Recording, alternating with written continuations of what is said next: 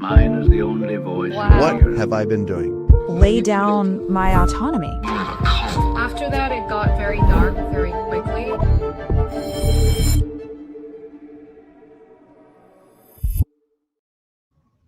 Hey everybody, welcome back to Cults to Consciousness. My name is Shalise Ansola. I'm your host today, and we are speaking with two former guests. We just put out their interviews on a vampire cult based in Los Angeles. Well, it's everywhere.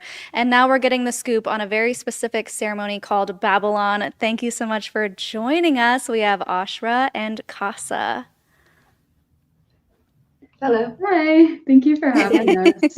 Yeah. Of course. So we just released your episodes within a few days, and we are basically calling out this very specific vampire community which is headed up by Father Sebastian. And this is someone who we have through our interviews, I don't know if self-diagnosed is the right word, but self-diagnosed him as a narcissist and someone who frequently manipulates women into building his business and also exploiting them in many other ways, which we have detailed in both of your interviews.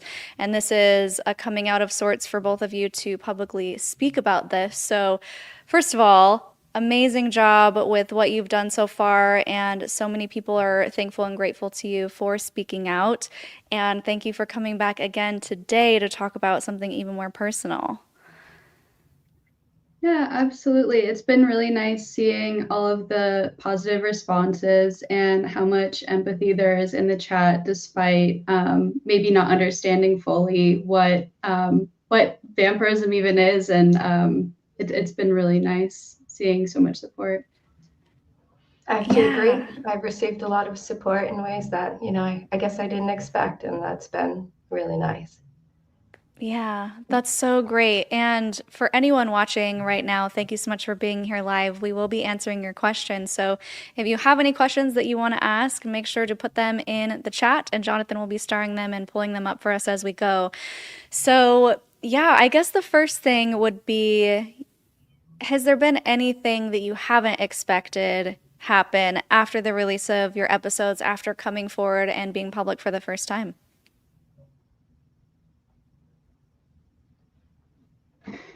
I had a couple of people say that they're going to change their names and that it inspired them to find their freedom. And I totally didn't expect that.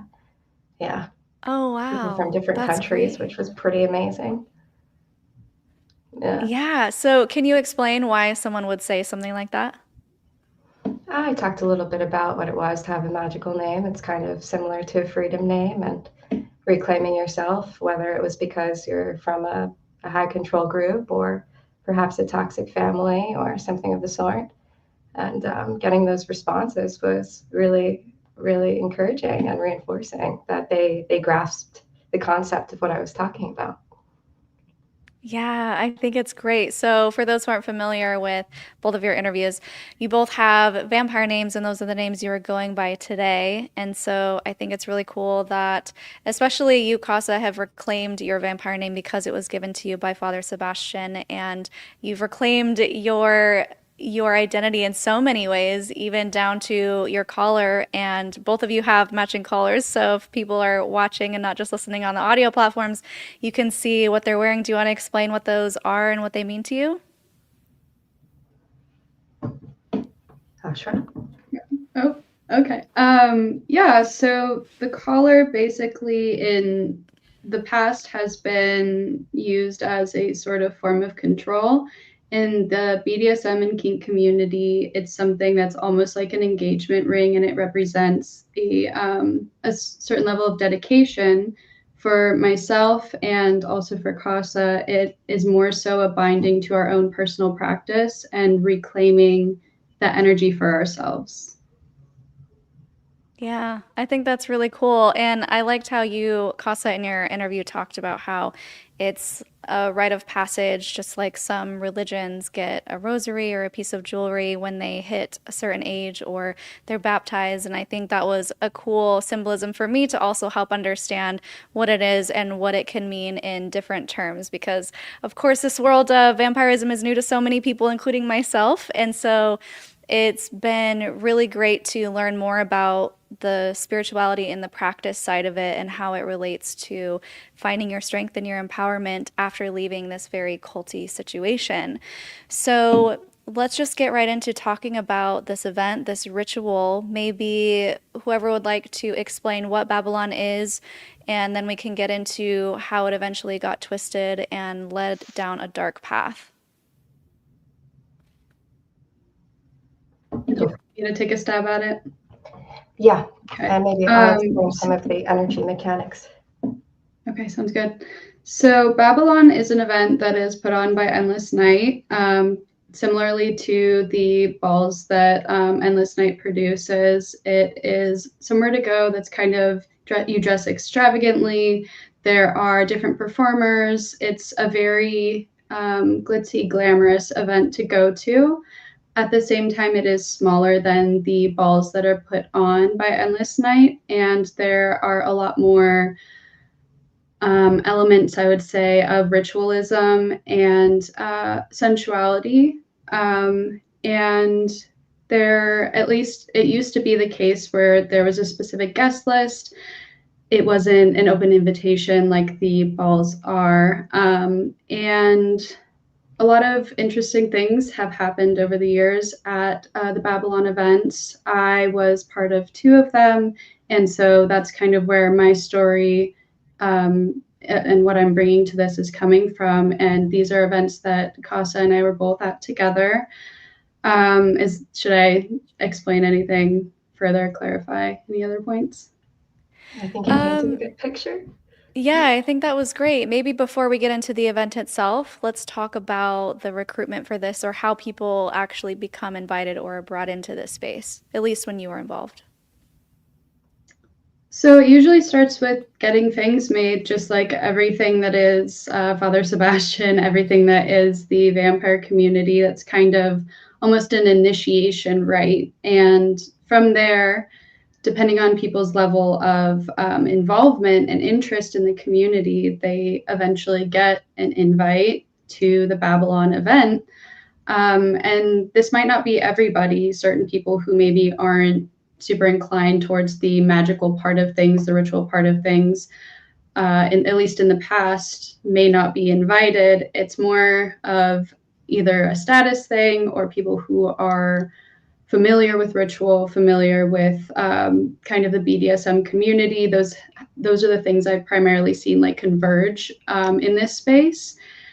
And it's usually a sign that you are part of the more, I wouldn't say the inner circle, but the more tight-knit group than compared to the ball. Okay, and is this something that people pay for? They buy tickets for it? Khassa, do you know? Because it was free for me. They do. Okay. They do buy tickets for it. And I think you did a great job at describing that, but maybe to paint a more clear picture, when you get your fangs, you're kind of like a prospect, and you're encouraged to go to the events. And the more that you attend the events, the more opportunity there is for him to get to know you. And in that, in the frequency of you attending, you either are more inclined to be a part of the social inner circle or the spiritual inner circle. Hopefully that paints a little clearer picture there. Okay. Yeah, I think you did a great job clarifying that. Sorry, Shalise. Yeah. No, you're good. All of that is definitely important for someone to understand kind of the descent into how you would find yourself there. So is at this time when you went to this Babylon event, and I'm assuming we're speaking on one that both of you attended, right? At the same time? Yes. Yeah. Okay. So at this time, knowing your story, Ashra, is this when you and Sebastian were dating? It's such a complicated answer because officially, no. Were lines actively being blurred? Absolutely. Okay. I personally would not say that at that time we were dating, but there were continued levels of advancement despite boundaries being established at the time. Okay. Okay, thank you for clarifying that. I was wanting to make sure I understood where everything was at when we're talking in regards to Father Sebastian and how he was involved in this event in regards to you. So, when people go to this event, what can they expect when they walk through the doors? What does it look like? How are people associating with each other? Are there performances? What's going on? Kind of looks like a magical speakeasy, cast in dim lighting. There's burlesque BDSM performances, sometimes goth singers, but specifically at these events, it's a little bit more burlesque and BDSM oriented and Okay. very small. So, okay, so how many people would you say if you were to guess? Maybe a little over 100 or so. Okay, well, that doesn't seem small. That seems like a lot of people. Well, as compared to the Endless Night events. Yeah, true. Yeah. Okay, great. That's helpful to paint a picture in my head. So, however you guys want to explain the ritual and what you thought it was going to be versus what it turned out to be. Well, I'm not really sure where to begin, but I will kind of start with maybe what makes him a little bit more cultish than the rest of the community in practical terms. So there's something called an egregore, and I'm going to use this example of a football stadium. Say each team, right? The fans are directing all their energy to that team. And on the top of the stadium, there's a sort of a slime or a film of collective consciousness. So this is a practical way of understanding what an egregore is. And also a lot of this reflects the dynamics in voodoo, which is where some people might call it appropriation, but others might call it chaos magic. So there's the specific egregore that he works with, and there are 3 roles that people play in contributing to these rituals. The language is very confusing and sometimes makes no sense. So I'm going to say it and then put it in a way that is practical to understand. Ashra and I were Ketra priestesses, and Ketra is typically associated with a counselor of sorts. We embody the traits of what a counselor would. Then there's Ramket, which would embody the traits of a priest. And then there is Muradu, which would embody the traits of a warrior. So during these rituals, we all had different roles in how to work the energy of the space. And the people that would attend the events would put their hands up and direct their energy at the altar, which was me in this case. And each role also has different responsibilities. As Ketra, or counselor, we are inclined to amplify and weave the energy. So this is why most Ketra priestesses or counselors were the altars, especially at these events. They were also, a lot of the culture in Babylon is built around archetypes like Lilith and things like that. Anyhow, should I just go right into what happened? I For the think story. it's a good time to pause. I think it's a good time to pause and take some questions. Yeah, that was a lot. Thank you. Yes. Yeah. So let's see if we have any questions here. Oh, we have a super chat. Thank you so much, Caitlin. We really appreciate your donation. You both are incredibly authentic and beautiful souls. Thank you for sharing your stories. Yes, I agree. So my question would be, if Sebastian in question treats people like, sorry, my eyes are not working, treats people like that, does his treatment or ill manners extend to that of animals, for example? How does he treat animals? That's a good question. Do we know? Do we? I can speak from my experience. From when I knew him, he didn't have any pets. And so I didn't see firsthand any of that. I recall he mentioned engaging in energy work on animals around his property. I don't know if that was harmful, if it was innocent. I really can't say for sure. But yeah, I don't know, Khassa, did you have any experience with that at all? My cat attacked him all the time. I think he liked the idea of liking animals more than he actually did. I got the sense that he didn't really care for them. So Okay. All right. yeah. Any other questions? Do you do rituals to gain more energy from various sources, willing, of course, but genuinely curious as to the sources you call on? Thank you. That's a great question. And the short answer is yes. I can speak for me personally and how I mentioned in my interview.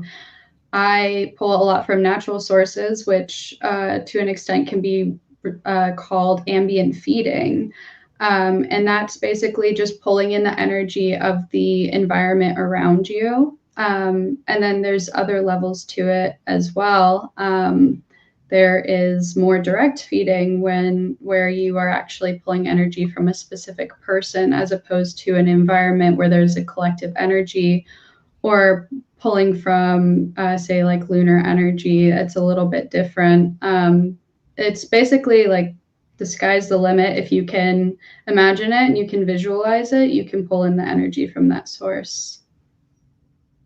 Anything that has life force, really. Mhm. So there was someone in the comments, I wanted to ask both of your opinions on this or thoughts on this. They had said that, actually a couple people, that you're not allowed to pull energy from people if they're not consenting. Do you know if that's the case? I think it depends on the ethics of the clan or the house and the ethics of the person and how they feel about that. There are definitely people who abide by very strong ethics in that area, where if they're more directly feeding on an individual, they will request consent. For the sake of ambient feeding, it's not pulling energy directly from the people. It's more like skimming the cream off of the top, which is just the excess that naturally comes off of people. So a lot of people I've heard say, like, that's not necessarily something you need consent. But like Khassa said, it's up to every individual practitioner and whatever house or group they're a part of. Okay. So for the Babylon ritual that we were speaking of, was the intent to harness energy from the people in attendance who were giving it willingly? I think in one Or was that sense, not part of it? yes. I Okay. think in one sense, yes, absolutely. But in another sense, I think that there were also people who made the social inner circle that would attend that thought it was really a role play, and perhaps didn't have as much understanding or belief. And whether they believed or not, for energy workers, it's a reality. And so it's fair to say that they weren't necessarily consenting. Okay, I see what you mean. So Yeah. I guess I want to understand from a layman's perspective what this event was supposed to be. If it was a specific ritual to achieve a goal, or if it was just people gathering to celebrate, or if there was some ritual aspect that we haven't talked about yet. So there's always a ritual in every event, and most of them are to charge the next event, the Endless Night Balls. Babylon was used for that, but there was also more personal rituals. Perhaps that would serve his own agenda, whether that had to do with his illness or charging daggers that they would give to other priests and priestesses. It was a bit more personal in its objective. Okay, that makes sense. So, can you both speak from your perspective what you thought the intentions were for the night, and then we can talk about how that went differently?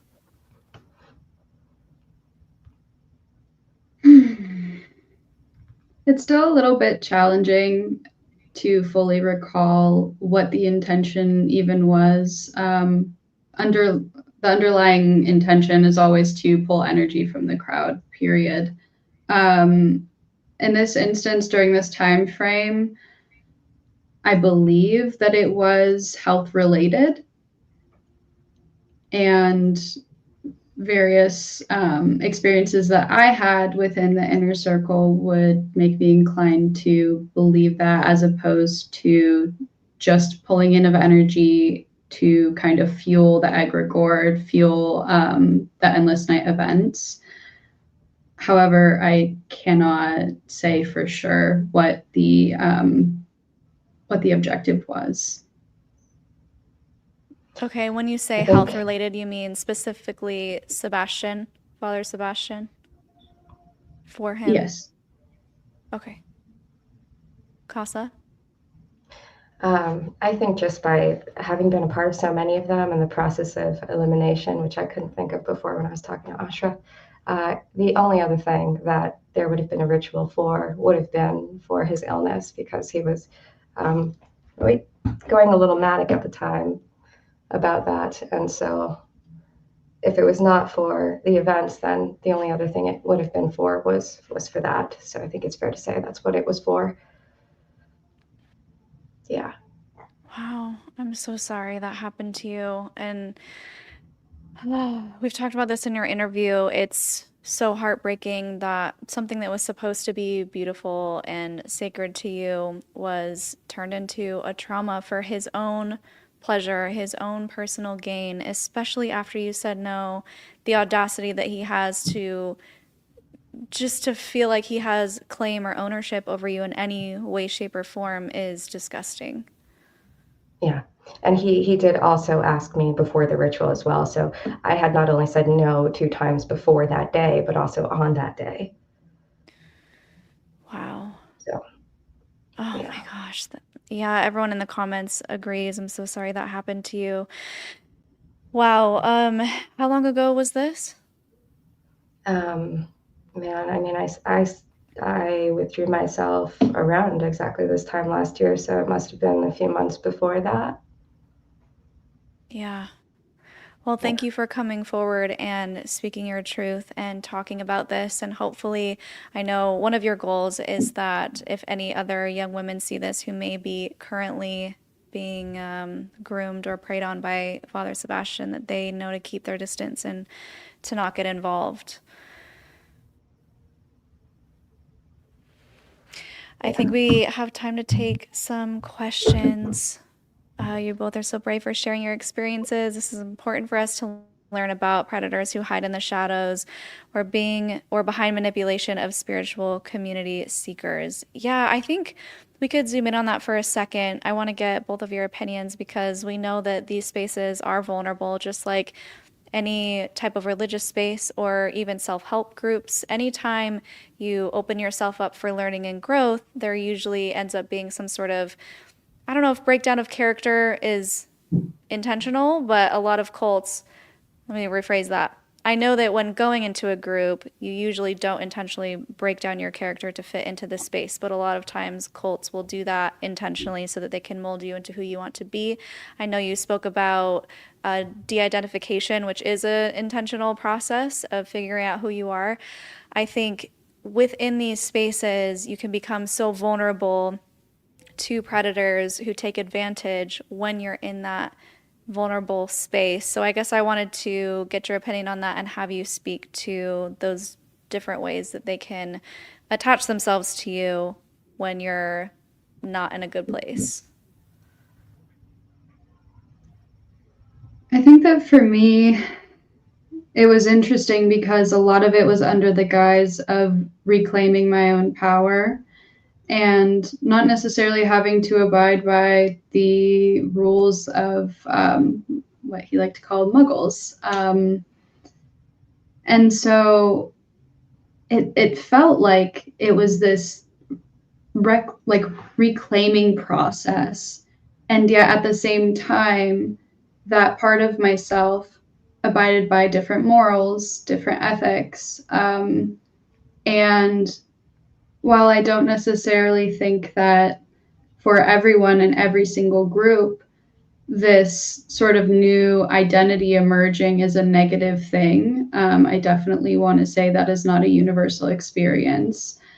in some groups, it is absolutely weaponized and it is absolutely used against someone in a vulnerable state where they are almost molding this other version of themselves and trying to become more congruent as a practitioner. Sorry, I lost my train of thought there a little bit. But it's absolutely possible for people to kind of fall into that trap a little bit more when they are in such a vulnerable state of really finding themselves. So for my experience, it was both beautiful and also very damaging. Yeah, I think you said it perfectly. They tend to frame it as it's your choice and it's an empowerment thing. And I've seen it with myself, I've seen it with other people I've interviewed, where they tell you things like, well, of course it's going to be difficult. And if it's not painful, you're not doing it right. You're not growing. You're not pushing yourself. And they make you feel like it's your idea to be suffering, when in reality, you're being coerced into this state of mind. You're being coerced to do things that no one should be coerced to do. And I think what you said it's exactly right. Khassa, do you have anything to add to that? For me, it was a little different.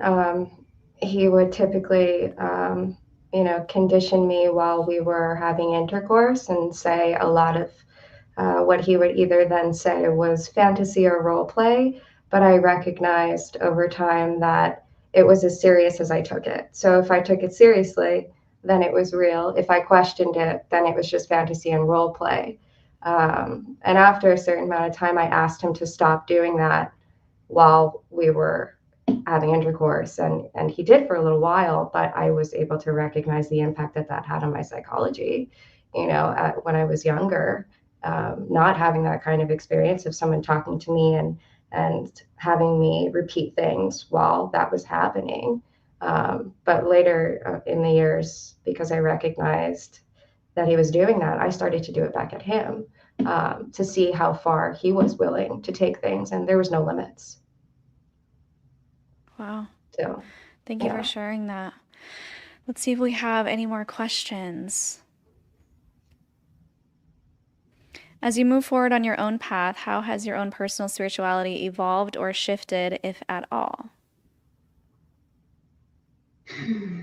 I can speak for myself. It's constantly evolving. I don't think it'll ever stop evolving. It's part of me. It's something that I cannot remove from myself. And I know that there's some judgment around remaining an occultist and how can you distinguish that from being a member of a cult.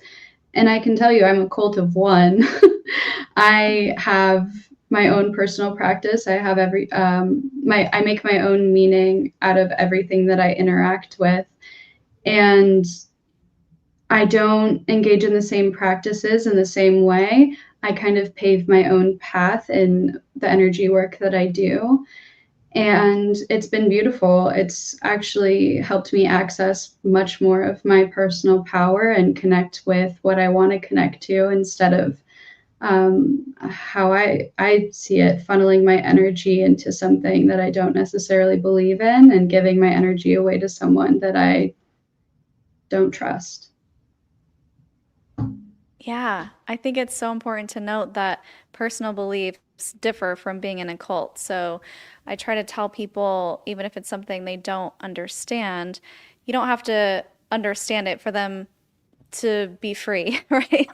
So you may not understand what someone else believes, but if it's a personal belief and no one's controlling them and it's just how they feel, then great, more power to them. As long as they're not hurting anybody, let them do whatever they want to do, because there's no person at the top benefiting financially or physically or even spiritually. So I think that's great. What about you, Khassa? For me, I think it led to an understanding that the tools that we use in any craft is really just kind of a tribute to our ancestors, and that we are the magic and the ritual. So I don't really practice traditional or ceremonial magic as anymore, to be straight.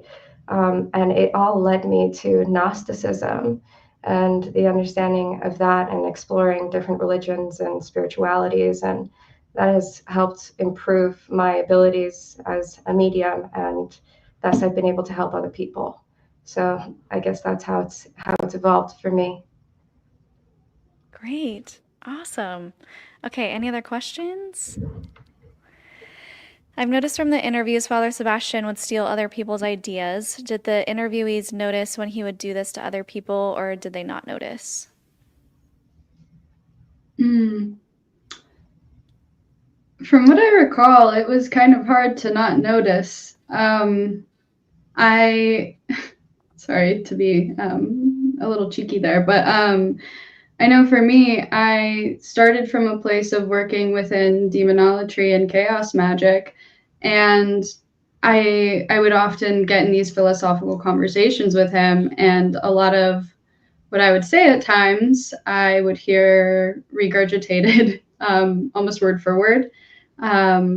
When someone would say something intelligent around him, it was like he was like a sponge. He just absorbed it and kind of repeated the same stories over and over again. So, yeah, I would absolutely say that I noticed a lot of that. There's also a lot of authors in the community that he's been very upset with because he has directly plagiarized from their material. So there, if you're coming from the magical community at least, or in Ashra's case, she was familiar with the books. It's pretty obvious to tell, but he directly made very many authors upset. Yeah. It's so frustrating that someone could steal someone's fan base, steal their people's ideas, steal their people's labor, and profit off of it. I mean, that's cult leader, right? When you check off all the boxes. So, yeah, it's interesting, like we've mentioned before, to see it play out in a completely different space, but with all of the same playbook that someone else would have, like from Scientology or from fundamentalist Mormonism. It's all the same. They all just want power, control, and sex, and it seems like they'll do whatever it takes to get all of those things, no matter who they're harming, no matter what expense, and it's like they're just incapable of empathizing with the people they're harming, from my opinion, my perspective. Yes, everything you said. Yes. And Yes. it actually it reminded me of a memory that I had when I was 22. He and I would walk to this club Tuesday nights. On Tuesdays we wear black, to anyone who knows. It's no longer a thing, but we would frequently have to walk past the Scientology building in Hollywood.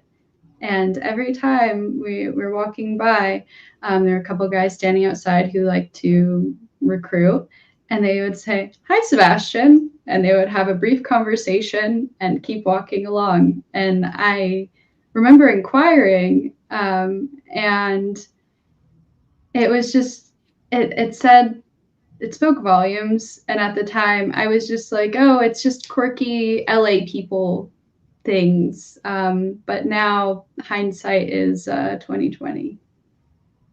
Wait, so do you think he was secretly practicing Scientology? I have no idea. I can't really speak to that, but yeah, I'll leave it up to everyone to Interpretation. make their own assessment. Yeah, on that. Yeah. I Interesting. can say that he went to the Scientology church often, and within the first month of us meeting, he brought me to the Church of Scientology in somewhere in San Francisco, and introduced it to me as a technology. Yeah, so I do know that he's there pretty often. Well, shit. Who thought that That was was going a to be the mic drop crossover of the moment. day? Right.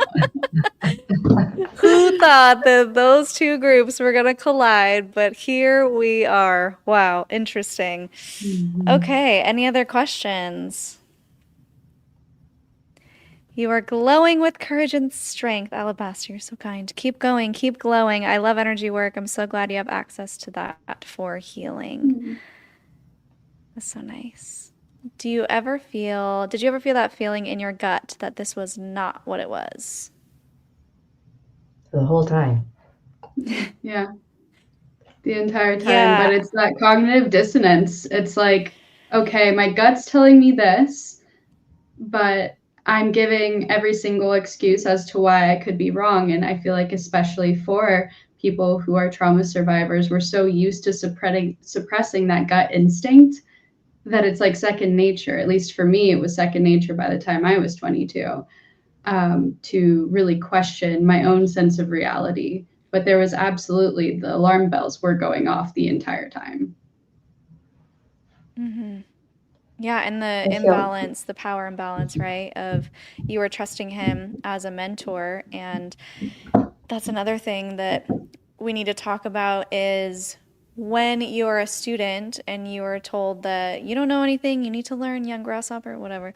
You have to give everything to them, give your trust to them, and when they start weaving in things that don't feel right, you have to think, well, I just don't know better. Or, and then in Khassa's case, you did know something was off, but you were committed to your practice and you kind of kept him on the side in your periphery while you were doing what really mattered to you. And I think there's a lot to be said too about wanting to not feel excluded from a community and just kind of ignoring your red flags or ignoring your gut feelings because of something that you've built. And I want to let you speak on that, of course. yeah, it was an awesome opportunity to do group rituals. So yeah, I think there was a part of me that didn't want to lose that for sure. But a lot of this kind of brings me into my last straw moment, which I didn't really feel like I spoke on very well in the last interview. After the initiation, and I spoke with this woman, and I left it at that was the last time I saw him. But the moment for me really was 2 days after that, she reached out and said that I could have saved her life. And in that moment, it was like complete actualization. And I was in a state of shock for probably 2 or 3 days. And I didn't talk to him for 2 or 3 days. And finally, I knew that I would have to talk to him to formally step back. And we had a conversation, and I told him that, from my understanding, that his unhealed wounds translate in every way, spiritually, personally, professionally, and that it's unethical for me, and even as it relates to BDSM. So, and he asked me if I wanted to shift dynamics, as I'm sure a lot of people are familiar with hearing. If one dynamic doesn't work, be it friendship or lovers or submissives, then he will offer a new dynamic. And at that point, it had been 11 years, and I was prepared for him to ask. So I said, no, thank you. Basically, I left it at, it was amicable, and he said I was always welcome back. But I told him, so long as you're not looking at yourself, I'm really unwilling to be a part of any of this.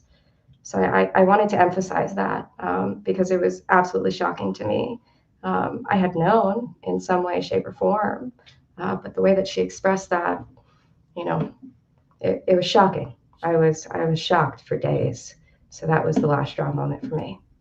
Wow. Yeah, I know there was something that you also wanted to speak to about your past and how, because of the way you were raised and the things you were around, you were more fully able to understand that what Sebastian was doing was a distorted version of spirituality or vampirism.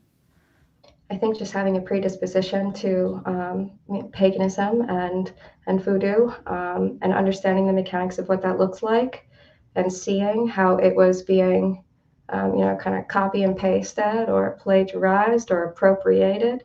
It was easy to see that, it wasn't real, and that it was made up, and that it was more of a role play than anything else. Some people will call it bastardization, and it's all under the guise of being chaos magic. So yeah, I think my exposure to those things when I was little definitely helped me to see where things were corrupt. And also, having gone through initiations when I was little, I was able to see that, there shouldn't be just one person calling all of the shots when it comes to a person's personal ascension. And that didn't sit well with me either. There is something, there is a group that he says is running everything in the spiritual inner circle, but the truth is it's just him. And so for me, it just didn't seem right compared to everything else, I was raised with and had experienced. yeah, so I was able to see that something was not right there. Yeah. I think it also kind of points to perhaps subtle racism, but I'll leave that for everybody else to interpret on their own. Yeah. Okay, let's see if we have any more questions before we wrap up.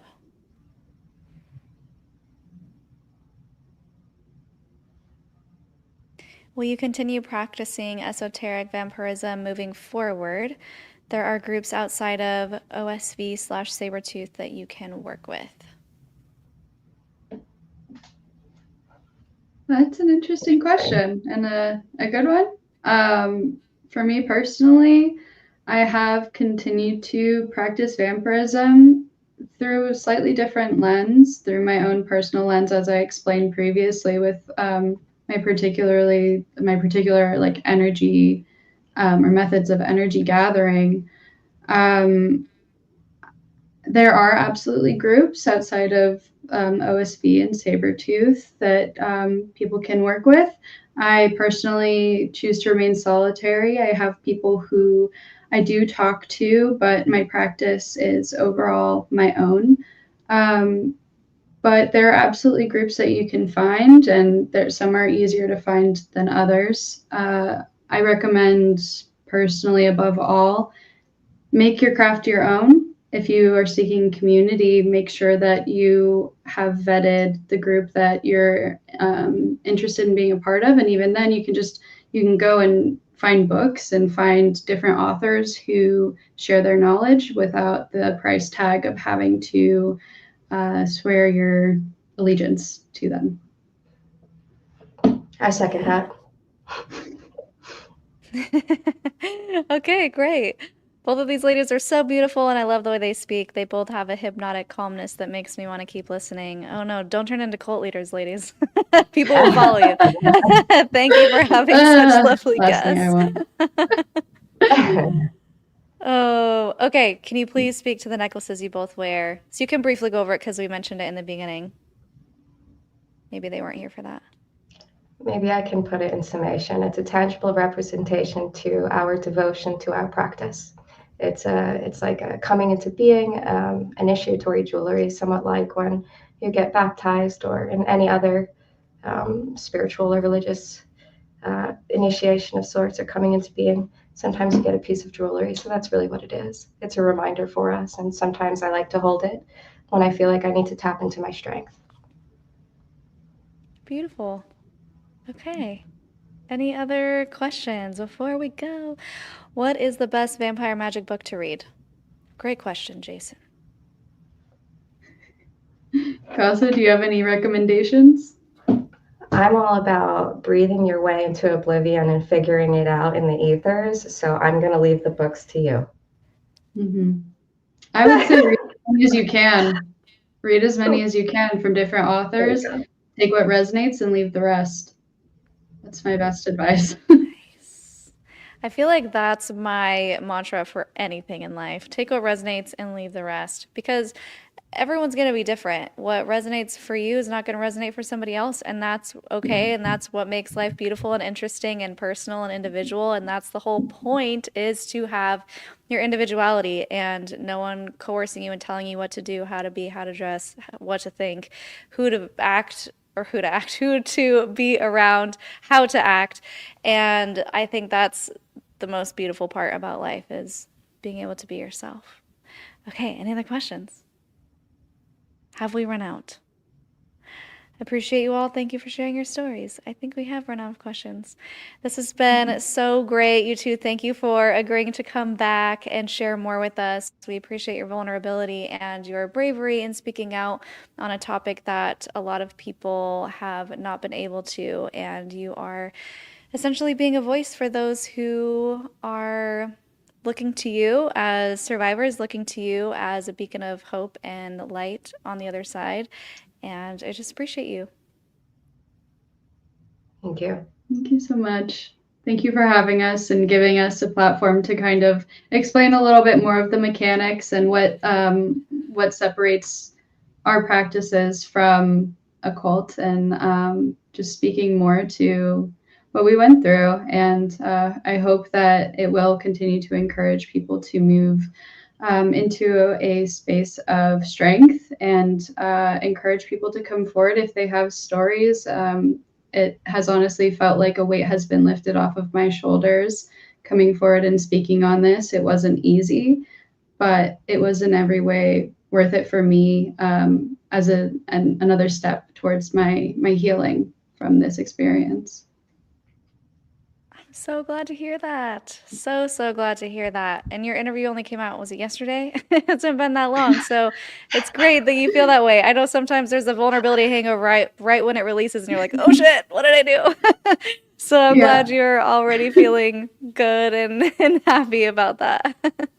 Yeah, it was waiting for the ball to drop until it came out. And then finally when it did, I was like, whew, okay. The worst of it's over. It was the anticipation, if anything, for me.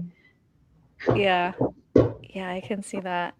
All right. Any other final thoughts from either of you before we sign off?